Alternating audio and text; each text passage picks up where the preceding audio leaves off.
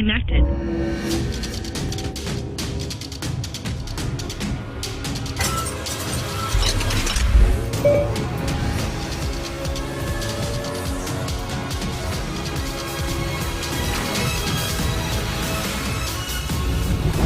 Connected.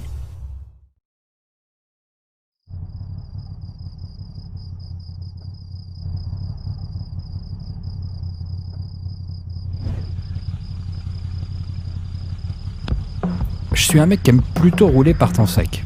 Et même si j'aime pas trop les échecs, eh bien, j'essaie toujours de faire passer la pilule tel un bon bec. Entre nous, pas de salam alek. Et pour cet épisode, vous l'aurez compris, je vous emmène à Dunkerque. Non. En Bretagne. Oui, c'est ça, en Bretagne.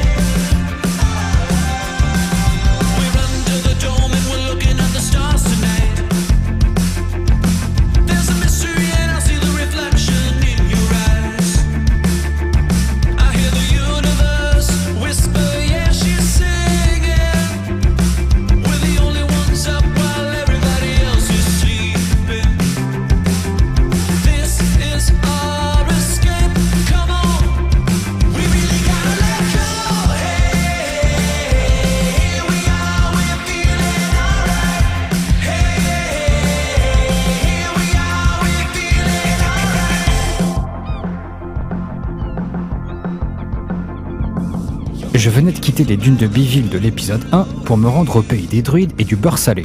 Mais bon, on sait tous que les druides ça n'existe que dans les bandes dessinées, non ? Mais attendez, vous vous imaginez vraiment, vous, croiser un de ces personnages philosophes aux longs cheveux blancs et buveurs de potions magiques ?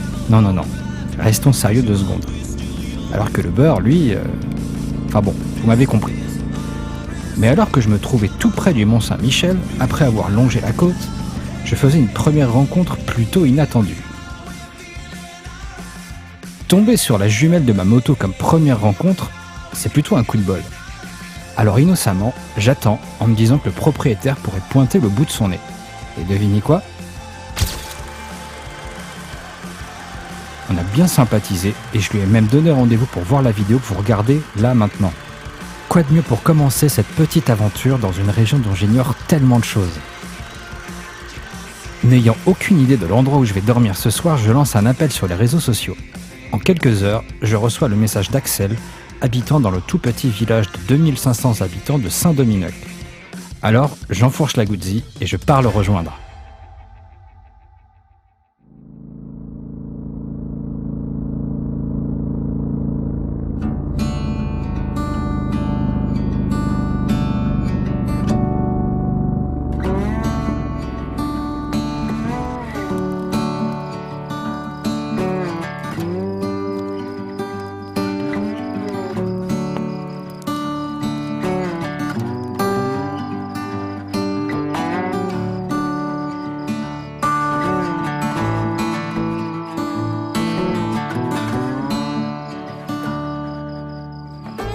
Franchement, je dois vous dire que c'est à ce moment précis que l'expression « être bien reçu » a pris un sens tout particulier. J'ignore complètement si tout le monde est comme ça en Bretagne, mais je crois que rien que pour ça, je reviendrai. Alors que nous refaisions le monde autour d'un barbecue, Axel m'encourage fortement à aller voir le phare de Menruz, situé à Ploumanac, aux abords de l'endroit que l'on appelle la côte de Granit Rose. Décidément, ces noms bretons, j'ai toujours du mal à ne pas esquisser un sourire quand je les entends.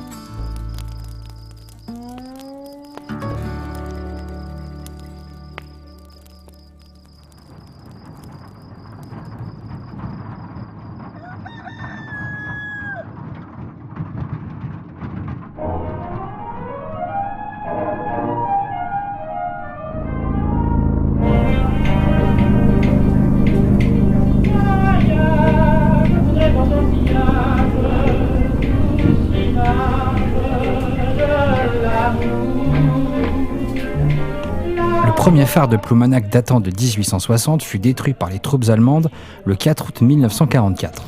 De fait, il a été remplacé en 1946 par la version actuelle qui fut construite par l'entreprise Martin et Frères selon les plans des architectes Henri Auffray et Hardion. Ces derniers ont dû travailler avec les Beaux-Arts pour construire la tour en granit rose de la Clarté, de manière qu'il s'harmonise avec le cadre environnant, classé et protégé peu avant la guerre. Du phare, on a une vue directe sur le château de Coasterès, l'île Renotte et sur l'archipel des 7 îles. Je commençais à avoir sérieusement la dalle, alors je demande à des locaux une adresse où je pourrais manger une spécialité locale. Et bien ils m'ont répondu sans détour, Queen Amman. Mais attention, c'est pour les initiés. Je me demandais bien ce qu'ils entendaient par là. Ils en avaient profité pour me donner une adresse à Perros-Guirec, non loin de là. Et ça tombe plutôt bien parce que c'était pile sur ma route en direction du parc régional d'Armorique.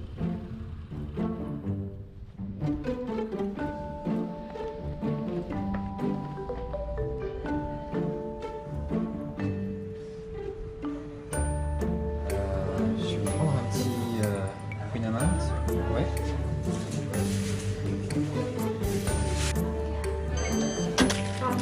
Au revoir. Bon, vous voulez mon avis ? Comment dire ? À la base, je suis vraiment un gars très gourmand, mais là j'avoue que c'était à 2 doigts de me mettre en position latérale de sécurité. Non mais c'était bon, mais je crois que niveau beurre, j'avais vraiment pris une claque. Enfin bon, au moins je mourrais moins bête et avec la panse bien remplie.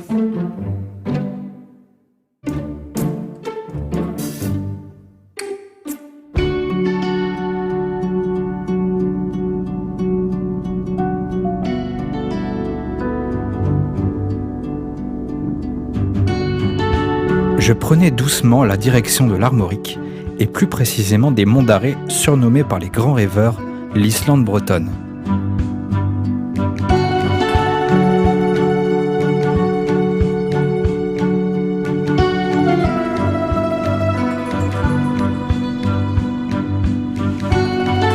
C'est dans ces montagnes du Finistère que je vais poser ma tente pour la nuit.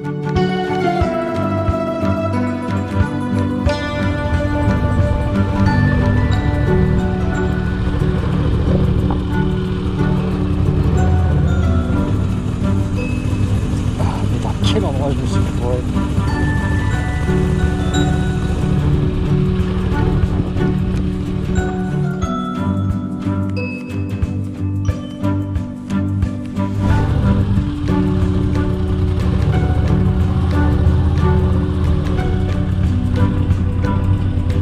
Ah, c'est long ça.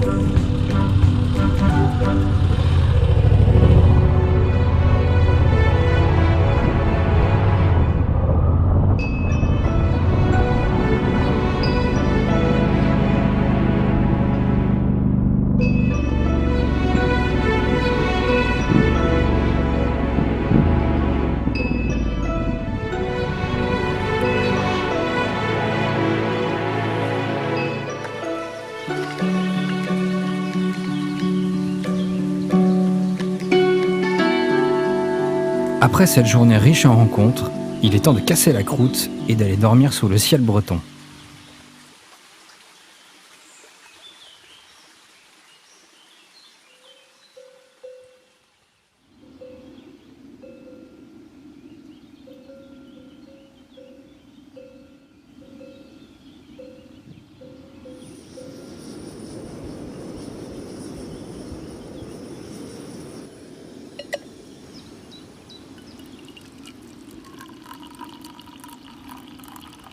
Le soleil pointant le bout de son nez, la rosée matinale et un bon café en guise de réveil, je prends le temps de rassembler mes affaires et de partir pour un endroit qui a été le premier motivateur de cette traversée de la Bretagne.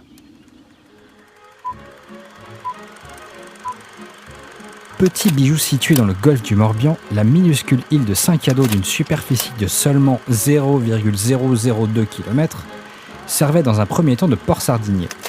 Elle tient son nom de Saint-Cadou, un saint chrétien légendaire qui serait né en 522 au Pays de Galles. L'histoire raconte qu'il y aurait vécu en ermite au XVIe siècle, après avoir fait un pacte avec le diable, afin de relier l'île de la Ria d'Etel au pays. La légende raconte même que le pont se serait érigé en une nuit seulement. Mais avant d'aller découvrir cet endroit, eh bien dans un premier temps, je suis attendu chez mon pote Renaud et sa petite famille à Vannes, dans le cœur du Morbihan. Hello.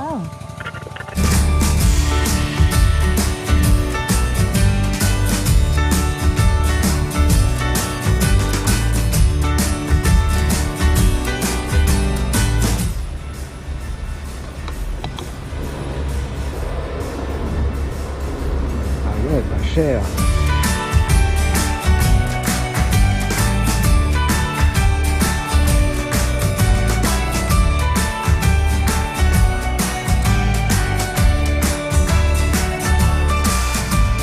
Renaud, ça doit faire au moins 3 ans que je l'ai pas vu. En fait, notre histoire remonte à vraiment très très loin. La preuve. Ça, c'est lui. Et là, c'est moi.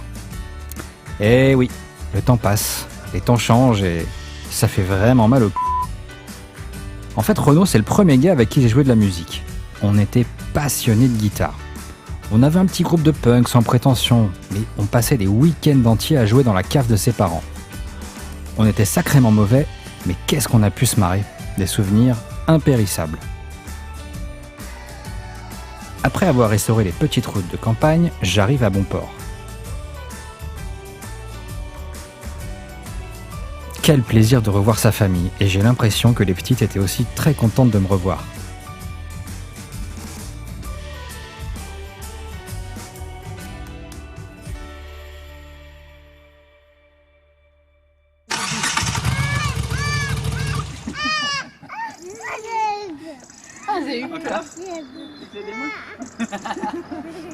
Après un bon repas à refaire le monde et une bonne nuit, je me prépare à rejoindre Saint-Cado et cette fameuse île qui a motivé cette traversée bretonne.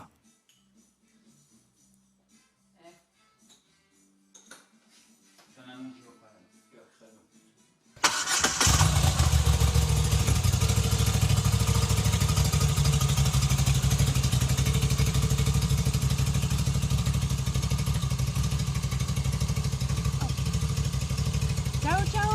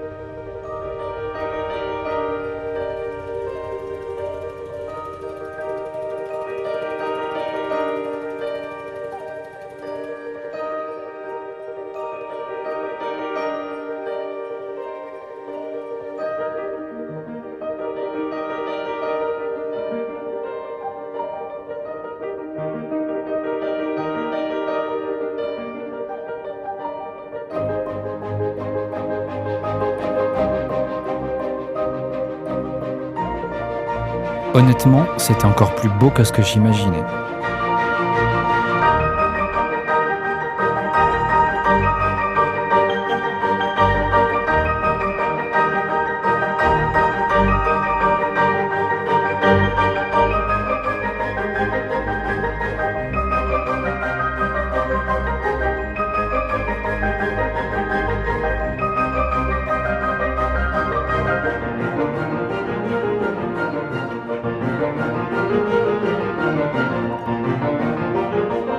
Cette île minuscule entourée de petits bateaux de pêcheurs avait un charme sans pareil. Doté de pas plus d'une vingtaine de maisons, je m'empressais d'aller la visiter, mais tout en restant discret afin de ne pas trop déranger les riverains avec ma caméra. Et pour la petite anecdote, l'île de Saint-Cado était le tout premier endroit que je rêvais d'aller visiter lorsque j'ai obtenu le permis moto en 2016. Alors en quelque sorte, on peut dire que la boucle est bouclée.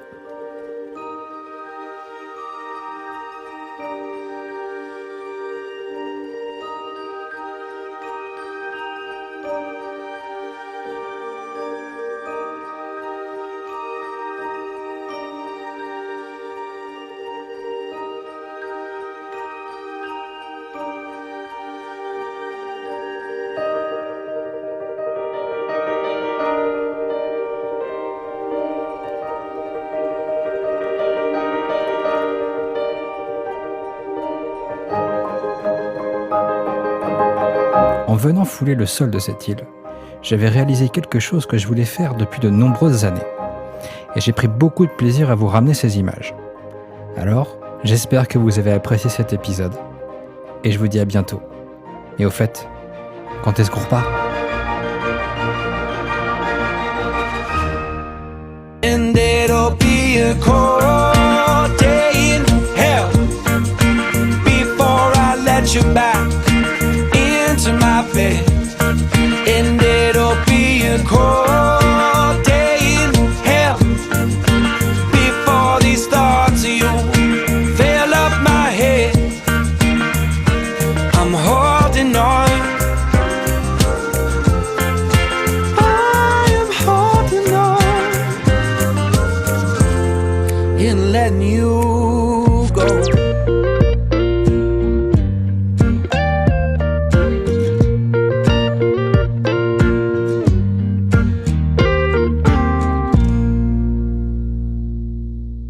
Putain, que du bonheur. Pas de vent, ça. On a passé. Il me dit, ouais, c'est de la voile, moi aussi. Je suis marin, je la voile, je me monte. Ouais, T'inquiète pas, on a fait tout l'été, on s'est bien arrangé. ouais, j'imagine. Ouais, super. Il y a du rosé, J, t'as vu au frais le frigo. Ouais, tant qu'il y a du rosé, c'est bon. Hein. Ouais, c'est bon. Ouais, c'est ça.